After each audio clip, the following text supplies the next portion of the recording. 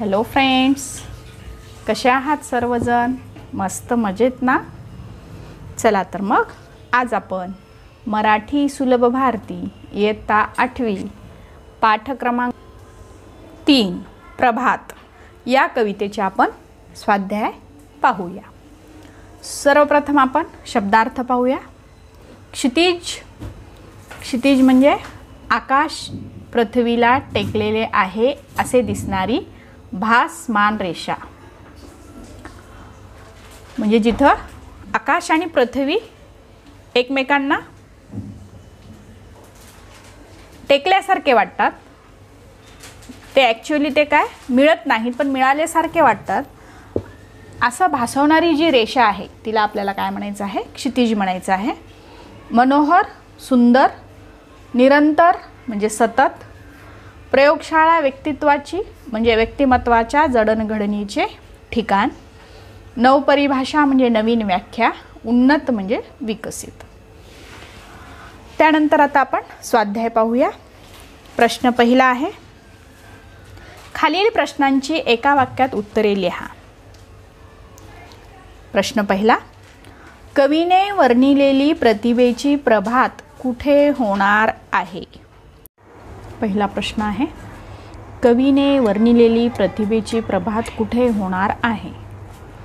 कवीने वर्णिलेली प्रतिभेची प्रभात कलागुणांच्या क्षितिजावरती होणार आहे।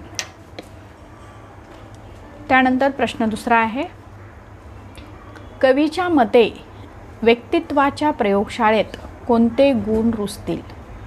कवीच्या मते व्यक्तित्वाच्या प्रयोगशाळेत शरीर सुदृढ, मन विशाल, तत्वांची रुजवणूक व अस्तित्वांची पायाभरणी होणार आहे।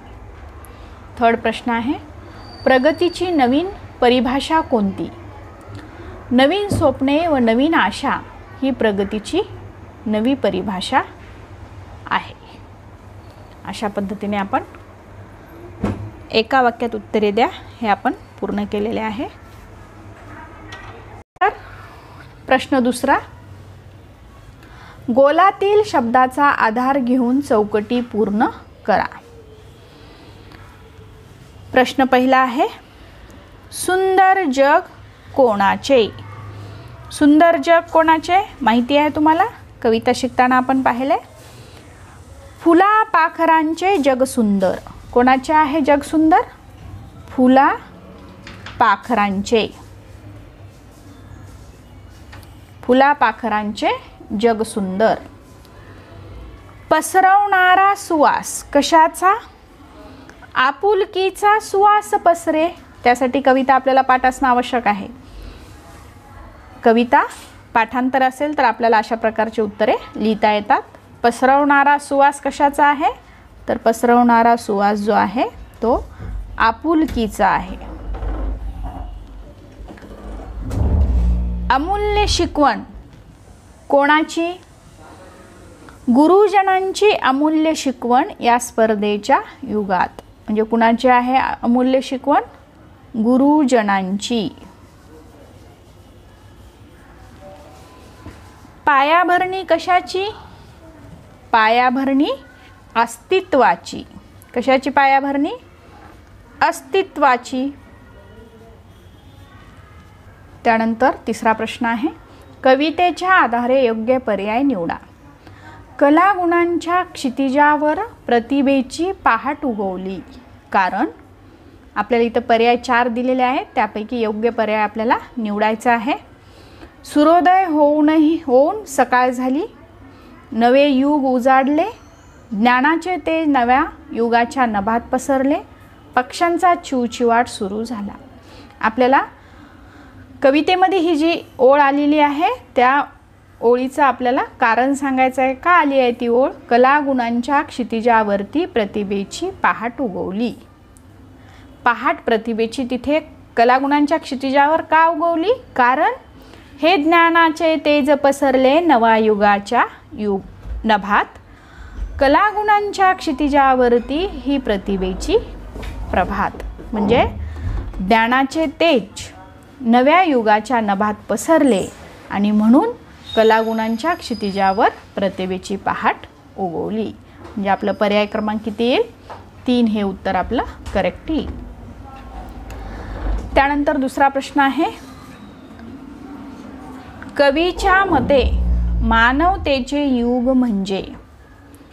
मानवतेचे युग म्हणजे मानवांचे युग, नव्या विचारांचे युग, माणसाच्या प्रगतीचे युग, भेदाभेद नसलेले युग.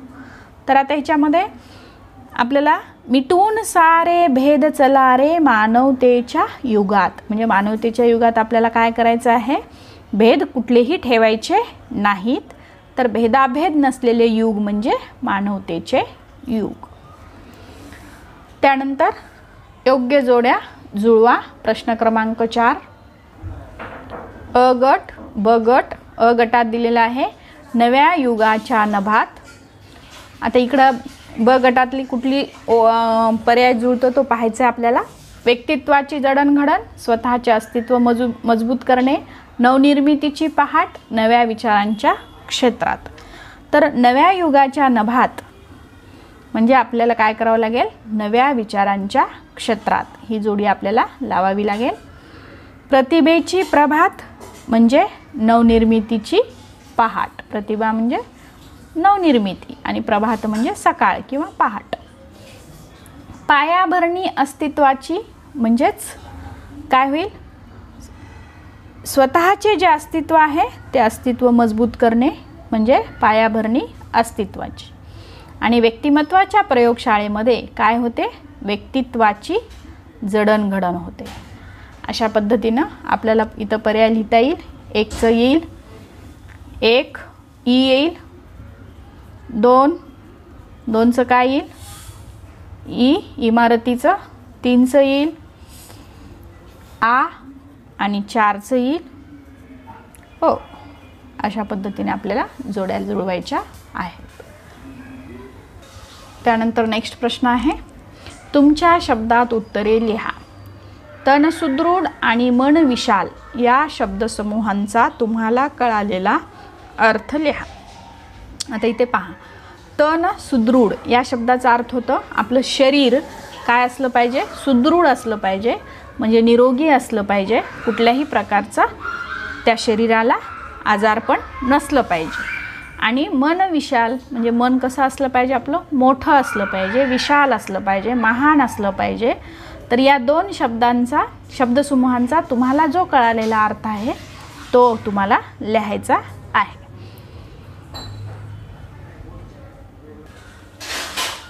तर या प्रश्नाचं उत्तर आपल्याला असं लिहिता येईल, तन सुदृढ आणि मन विशाल या शब्दसमूहांचा समूहाचा अर्थ होतो शरीर निरोगी आरोग्यदायी असणे व मन मोठे महान स्वच्छ असणे. प्रभात या कवितेमध्ये कवयित्री किशोर बळी यांनी आपले स्वतःचे अस्तित्व मजबूत करण्यासाठी व्यक्तिमत्वाची जडणघडण करावी लागते असे सांगितले. आणि ही जडणघडण व्यक्तिमत्वाच्या प्रयोगशाळेत होते, जिथे आपले शरीर सुदृढ आरोग्यदायी राहते, तर मन विशाल होते, थोर मूल्यांचे व थोर तत्वज्ञानाचे इथे रोपण होते, म्हणजेच रुजवणूक होते. मनातील सर्व दुर्गुण येथे दूर होऊन महान विशाल असे मन इथे तयार होते. त्यासाठी आपल्याला व्यक्तिमत्वाच्या जडणघडणीची जी प्रयोगशाळा आहे त्यामध्ये आपल्याला स्वतःचं अस्तित्व काय करायचं आहे? उभं करायचं आहे. अशा पद्धतीने आपल्याला तन सुदृढ आणि मन विशाल या शब्दसमूहांचा अर्थ सांगता येईल. त्यानंतर नेक्स्ट प्रश्न आहे, तुम्हाला कळलेली कवीची प्रगतीची नवपरिभाषा स्पष्ट करा. तुम्हाला या कवितेमध्ये कवीची जी प्रगतीची नवपरिभाषा आहे ती तुम्हाला काय करायची आहे? स्पष्ट करायची आहे. तर या प्रश्नाचं उत्तर आपल्याला लिहिता येईल, प्रभात या कवितेमध्ये कवी किशोर बळी सांगतात की विज्ञान आणि तंत्रज्ञानाच्या या युगाच्या आकाशात ज्ञानाचा विद्येचा प्रकाश पसरल्यावर व नवनिर्मितीची प्रभात झाल्यावर देशाचे उज्ज्वल भवितव्य निर्माण होईल. यासाठी आपल्याला नवीन स्वप्ने उराशी बाळगणे व ते साकार करणे आवश्यक आहे. अपार कष्ट व अविरत अभ्यास याने आपला देश उन्नत होईल.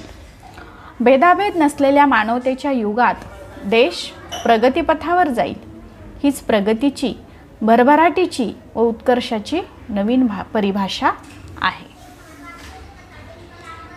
नेक्स्ट प्रश्न आहे, मिटवून सारे भेद चलारे मानवतेच्या युगात या ओळीचा तुम्हाला कळालेला सरळ अर्थ लिहा.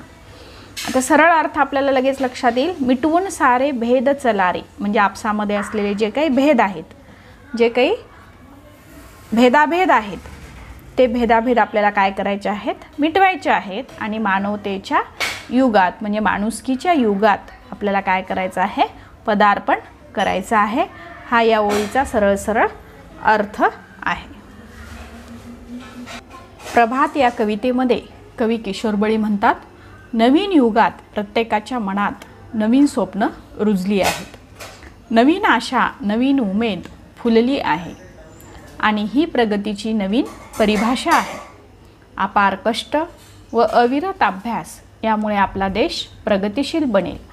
सारे भेदभाव मिटवून माणुसकीचे नवीन युग अवतरणार आहे. म्हणजेच या भूमीवर सर्वजण समान आहेत ही भावना माणुसकीचे युग निर्माण करण्यासाठी आवश्यक आहे. अशा पद्धतीने आपण मिटवून सारे भेद चलारे मानवतेच्या युगात हा या कवितेचा ओळीचा काय होईल, अर्थ होईल. त्यानंतर नेक्स्ट प्रश्न आहे, कवितेतील यमक जुळणाऱ्या शब्दांच्या जोड्या शोधून लिहा. आता यमक जुळणारे शब्द म्हणजे काय, त्याला आपण इंग्लिशमध्ये रायमिंग वर्ड्स म्हणतो. म्हणजे शेवटचं जे अक्षर आहे, शेवटचं अक्षर काय पाहिजे, समान पाहिजे, सारखं पाहिजे.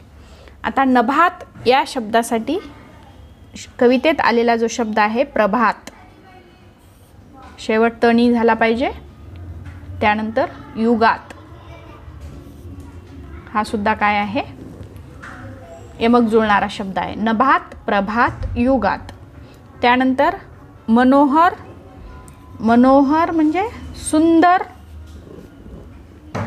आणि निरंतर, शेवट रणी झालेला आहे म्हणून या दोन्ही शब्दाचा शेवट रणी होईल. त्यानंतर अस्तित्वाची यासाठी शब्द कवितेत आलेला आहे व्यक्तित्वाची आणि तत्वांची.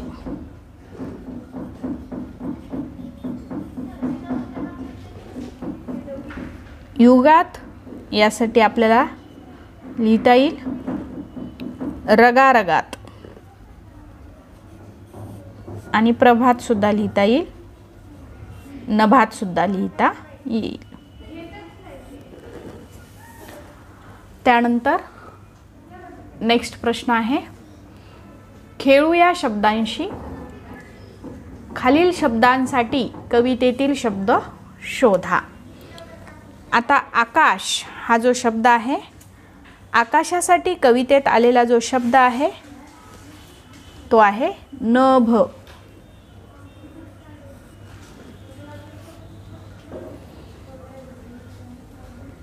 त्यानंतर सुगंध, सुवास, सुंदर म्हणजे मनोहर आणि शरीर यासाठी कवितेत आलेला शब्द आहे तन. त्यानंतर विशेष्य आणि विशेषणाच्या योग्य जोड्या जुळवा. अ गटामध्ये विशेष्य दिलेला आहे आणि विशेषण ब गटात दिलेला आहे. भव्य, मन, अमूल्य, युग, नवे, शिकवण, सुंदर, पटांगण, विशाल, जग हे आपल्याला दिलेले अ आणि ब गटातले शब्द आहेत. आपल्याला योग्य जोड्या जुळवायच्या आहेत. आता भव्य काय असेल, मन, युग, शिकवण, पटांगण, जग. तर पुस्तकामध्ये आलेलं आहे भव्य पटांगण. अमूल्य ही काय आहे, शिकवण आहे. नवे युग सुंदर काय आहे जग आणि विशाल मन. अशा पद्धतीने आपण विशेष्य आणि विशेषणाच्या जोड्या आपण लावलेल्या आहेत. अ गटात विशेषण दिलेलं आहे आणि ब गटात विशेष्य आहे, हे लक्षात घ्यायचं आपल्याला. त्यानंतर इथे एक उपक्रम आहे. उपक्रम काय आहे? शरीर सुदृढ बनवण्यासाठी खालील मुद्द्यांना अनुसरून माहिती मिळवा व वर्गात त्याचे वाचन करा. आता सुदृढ शरीर जे आहे ते बनवण्यासाठी आपल्याला व्यायाम करणं आवश्यक आहे, त्यासाठी चांगल्या सवयी असणं आवश्यक आहे. आणि सुदृढ शरीर बनवायचं असेल तर आपल्याला समतोल आहार, सकस आहार घेणं आवश्यक आहे. तर व्यायाम, सवयी आणि आहार याबद्दल आपल्याला माहिती मिळवायची आहे आणि ती वर्गात तुम्हाला वाचून दाखवायची आहे. अशा पद्धतीने आपण प्रभात या कवितेचे स्वाध्याय लेखन केलेले आहे. व्हिडिओ आवडला असेल तर व्हिडिओला नक्कीच लाईक करा, शेअर करा आणि चॅनलला सबस्क्राईब करा. थँक्यू.